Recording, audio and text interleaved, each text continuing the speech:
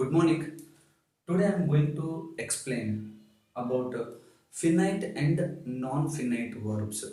We say in Kannada, ನಾವು ಕನ್ನಡದಲ್ಲಿ ಹೇಳ್ತೀವಿ ಅವುಗಳಿಗೆ ಪೂರ್ಣ ಕ್ರಿಯಾಪದಗಳು ಮತ್ತು ಅಪೂರ್ಣ ಕ್ರಿಯಾಪದಗಳು. ನೋಡೋಣ ನಾವು ಇವತ್ತು ಫಿನೈಟ್ ವರ್ಬ್ಸ್ ಅಂದರೆ ಏನು, ಅವುಗಳನ್ನು ನಾವೆಲ್ಲಿ ಬಳಸ್ತೀವಿ ಅದನ್ನು ನೋಡೋಣ. ಇನ್ಫಿನೈಟ್ ವರ್ಬ್ಸ್ ಅಂದರೆ ಯಾವುವು, ಅವುಗಳ ಉಪಯೋಗ ಏನು ಅದನ್ನು ಇವತ್ತು ನಾವು ನೋಡೋಣ. ಮೊದಲಿಗೆ ಫಿನೈಟ್ ವರ್ಬ್ಸ್ ಅಂದರೆ ಏನು? Finite verbs, a finite verb is marked by tense and it should be in present tense or past tense. So finite verbs, all finite verbs will indicate tense or times of the subject. ಇಲ್ಲಿ finite verbs ಏನದವಲ್ಲ ಅವು ಕ್ರಿಯಾಪದದ ಕಾಲದ ಬಗ್ಗೆ ಹೇಳುತ್ತವೆ, ಕಾಲವನ್ನು ನಿರ್ಧರಿಸುತ್ತವೆ, ಯಾವ ಕಾಲದಲ್ಲಿ ಆ ಕ್ರಿಯೆ ನಡೆದಿದೆ ಅನ್ನೋದನ್ನು ಹೇಳುತ್ತೆ. ಸೊ ನಾವು ಆ ಕ್ರಿಯಾಪದಗಳಿಗೆ ನಾವು ಫಿನೈಟ್ ವರ್ಬ್ಸ್ ಅಂತ ಹೇಳ್ತೀವಿ. ಅದನ್ನು ಇಂಗ್ಲೀಷ್ನಲ್ಲಿ a finite verb is marked by or indicated by tense. Tense ಅಂದರೆ ಟೈಮ್, ಕಾಲಗಳು ಅಂತ. And it should be in present tense or past tense. ಅದು ಪ್ರೆಸೆಂಟ್ ಟೆನ್ಸ್ನಲ್ಲಾದರೂ ಇರ್ಬೋದು ಅಥವಾ ಪಾಸ್ಟ್ ಟೆನ್ಸ್ನಲ್ಲಾದ್ರೂ ಇರ್ಬೋದು. That should be noted point here. A finite verb is marked by tense and it should be in present tense or past tense. Then let's come to know what kind of finite verbs are there. ಹಾಗಾದರೆ finite ವರ್ಬ್ಸ್ನಲ್ಲಿ ಯಾವ ನಮೂನೆಯ ಕ್ರಿಯಾಪದಗಳು ಬರ್ತವೆ, ಆ ಪೂರ್ಣ ಕ್ರಿಯಾಪದಗಳು ಯಾವುವು? The first one is called present tense, second one is called past tense verb ಅಂತ ಬರುತ್ತೆ. ಪ್ರೆಸೆಂಟ್ ವರ್ಬ್, ಪ್ರೆಸೆಂಟ್ ಇಲ್ಲಿ ವರ್ಬ್ ಬರೆದಿದ್ದೀನಿ ನಾನು, present verb. I mean, finite verbs are two types. One is present tense form of verb, second one past tense form of verbs. So in present tense, verb it comes in first form, I mean V1, or sometimes it's end with yes or yes. For example, write, writes, think, thinks, as well as go or goes. So here the verb of the form of the verb, it is in present tense because that indicates tense, hence it is called finite verb. And in second one, past tense, the verb form it is in V2, or sometimes verb ends with ed or ant. For example, wrote, thought, went, played, learnt, broke, played, built.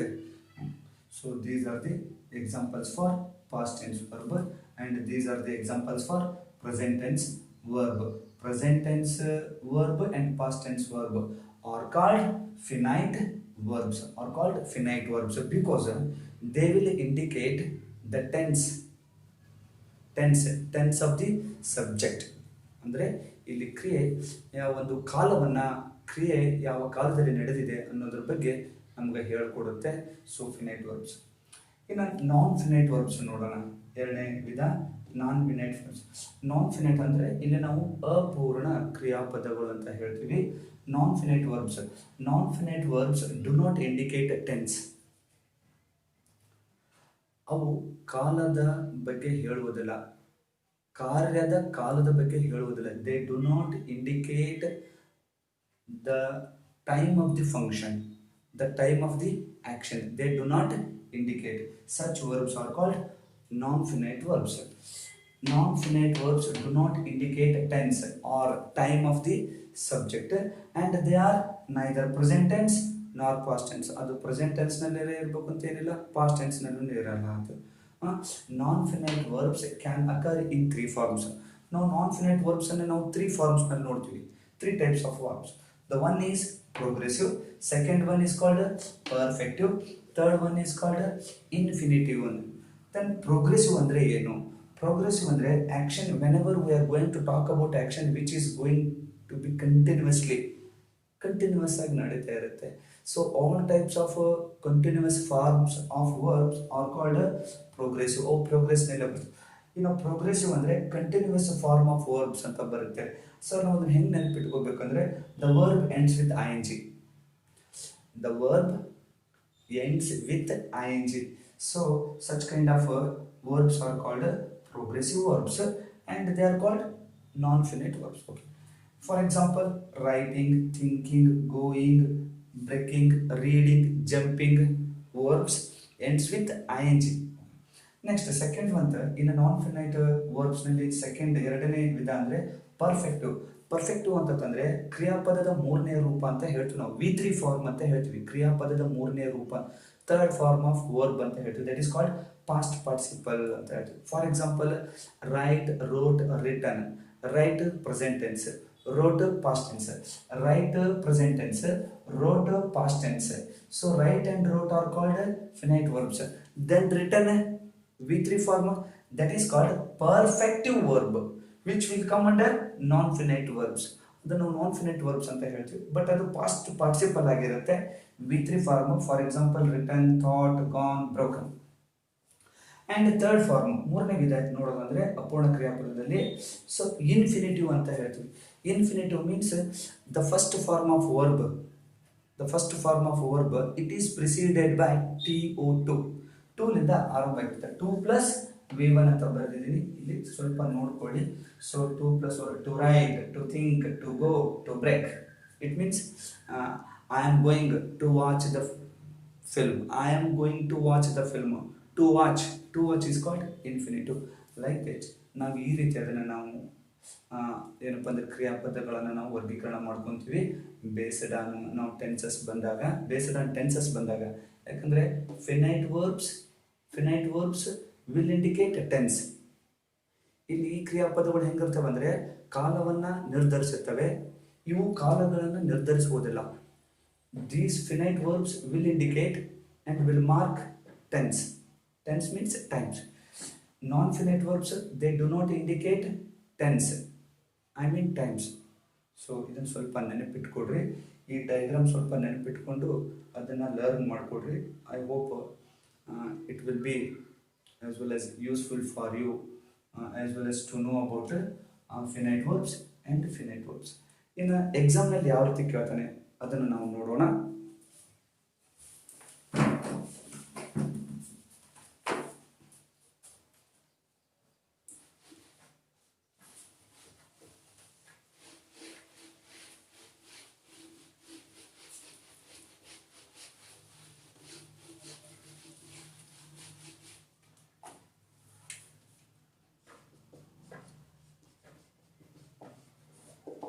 Exercise. Name the verb form of the underlined word. Example.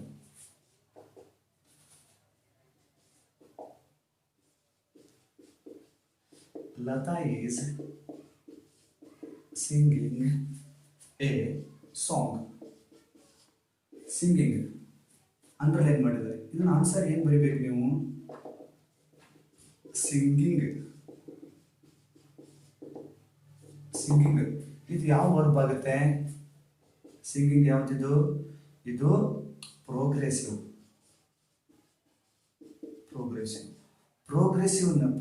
ಅಂದ್ರೆ ಏನು? ಯಾವ್ದದು? ಯಾವ verb ಅದು ನಾನ್ finite verb. ನೀವು ಈ ರೀತಿ ಬರೀಬೇಕಾಗುತ್ತೆ ಪರೀಕ್ಷೆಯಲ್ಲಿ, non finite verb. And second one,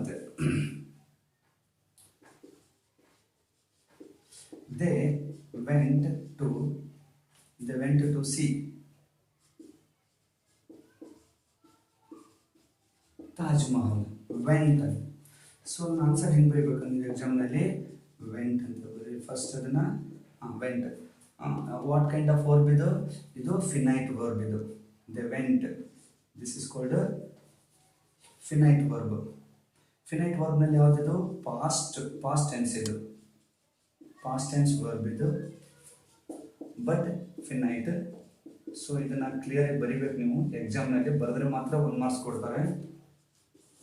ಇನ್ನೊಂದು,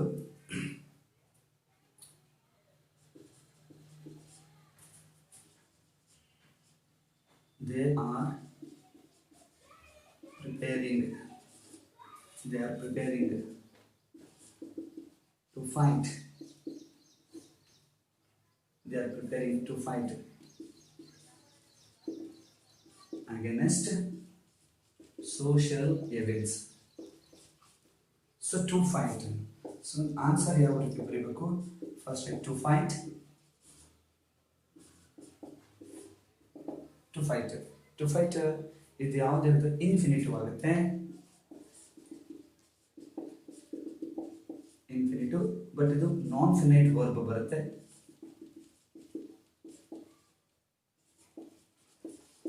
ಸೊ ಕ್ಲಿಯರ್ ಆಗಿ ಮೆನ್ಷನ್ ಮಾಡ್ರಿ. ಇನ್ನು ಟು ಫೈಟ್ ಅಂತ ಬರೆದು ನಾನ್ ಫಿನೈಟ್ ಅಂತ ಬರ್ಬಾರ್ದು. ಅದರಲ್ಲಿ ಯಾವ್ದು ಕೈಂಡ್ ಆಗುತ್ತೆ ಅದನ್ನಾದ್ರೂ ಬರೀರಿ. ಸೊ ನೀವು ಈ ರೀತಿ ಬರೆದ್ರೆ ಮಾತ್ರ ನಿಮಗೆ ಪರೀಕ್ಷೆಯಲ್ಲಿ 1 ಮಾರ್ಕ್ಸಿನ ಒಂದು ಕ್ವಶನ್ ಇರುತ್ತೆ, ರಿಯರೇಟ್ ಆಸ್ ಡೈರೆಕ್ಟೆಡ್ನಲ್ಲಿ. So Lata is singing a song. So ಇಲ್ಲಿ ನಿಮ್ಗೆ ಡೈರೆಕ್ಷನ್ ಕೊಡ್ತಾರೆ, name the verb form of the underlined word. ಇಲ್ಲಿ ಅಂಡರ್ಲೈನ್ ಮಾಡಿರುತ್ತೆ, ಆ ವರ್ಬ್ ಫಾರ್ಮ್ ಯಾವುದದು, ಯಾವ ವರ್ಬ್ ಫಾರ್ಮ್? ಸಿಂಗಿಂಗ್. ಪ್ರೋಗ್ರೆಸಿವ್ ಅಂತ ಬರೀ, because it is in continuous tense. Progressive. So continuous tense ಅಂತಂದ್ರೆ ನಾನ್ ಫಿನೈಟ್ ವರ್ಬ್ ಆಗುತ್ತೆ. ಸೊ ಇದನ್ನೊಂದು ಸ್ವಲ್ಪ ನೆನಪಿಟ್ಕೊಡ್ರಿ. ಬಟ್ ಪ್ರೋಗ್ರೆಸಿವ್ ಅಂತಂದ್ರೆ ನಾವು ಇಲ್ಲಿ ಸಿಂಗಲ್ ಆಗಿ ಬರೀಲಿಕ್ಕೆ ಬರಲ್ಲ. ಪ್ರೋಗ್ರೆಸಿವ್ ವರ್ಬ್ ಅಂದ್ರೆ ನಾವು ಹೆಂಗೆ ಕಂಡುಹಿಡಬೇಕಂತಂದ್ರೆ the verb which ends with ING. INGಲಿಂದ ಕೊನೆ ಆಗಿರುತ್ತೆ, ಎಂಡ್ ಆಗಿರುತ್ತೆ. ಬಟ್ ಅದಕ್ಕಿಂತ ಮುಂಚಿತವಾಗಿ ಏನು ಬಂದಿರ್ತಾವೆ ಅಂದರೆ ಹೆಲ್ಪಿಂಗ್ ವರ್ಬ್ ಬಂದಿರ್ತೈತಿ, ಆಮ್, ಈಸ್, ಆರ್. ಪ್ರೋಗ್ರೆಸಿವ್ ಮಾತ್ರ ಸ್ವಲ್ಪ ನೋಟ್ ಮಾಡ್ಕೊಂಡಿರ್ರಿ. ಪ್ರೋಗ್ರೆಸಿವ್ ಏನು ಬರ್ತವೆ? ಪ್ರೋಗ್ರೆಸಿವ್ ಯಾವುದೇ ಇರಲಿ, ಇಲ್ಲಿ ಆಮ್ ಇರುತ್ತೆ, am, is, are, was, were, ಏನು ಪ್ಲಸ್ ವರ್ಬ್ ಪ್ಲಸ್ ING ಇರುತ್ತೆ. ದೆನ್ ಪರ್ಫೆಕ್ಟಿವ್ ನೋಡ್ಕೊಂಡಾಗ, ಪರ್ಫೆಕ್ಟ್ ಚೆಕ್ ಮಾಡ್ಕೊಂಡಾಗ ಪರ್ಫೆಕ್ಟಿವ್ ನೋಡ್ಕೋಬೇಕು. ಪರ್ಫೆಕ್ಟಿವ್ ಅಂದರೆ ಏನಿಲ್ಲ, ಫಾರ್ ಎಕ್ಸಾಂಪಲ್ ಪರ್ಫೆಕ್ಟಿವ್ ಅಂತಂದರೆ, ಸೊ ಇಲ್ಲಿ ನಿಮಗೆ V3 ಫಾರ್ಮ್ ಬಂದಿರುತ್ತೆ. V3 ಫಾರ್ಮ್ ಅಂತಂದರೆ ಇಲ್ಲಿ ಹ್ಯಾವ್, ಹ್ಯಾಸ್, ಹ್ಯಾಡ್. ಮೇನ್ ಜಾಸ್ತಿ ಕಾನ್ಸಂಟ್ರೇಟ್ ಮಾಡೋದಂದರೆ ನಿಮಗೆ perfective verb. So perfective verbs are preceded by have, has or had.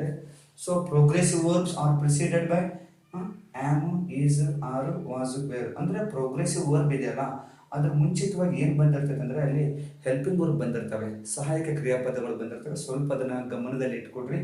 Am, is, are, was, were, have been, had been, has bean.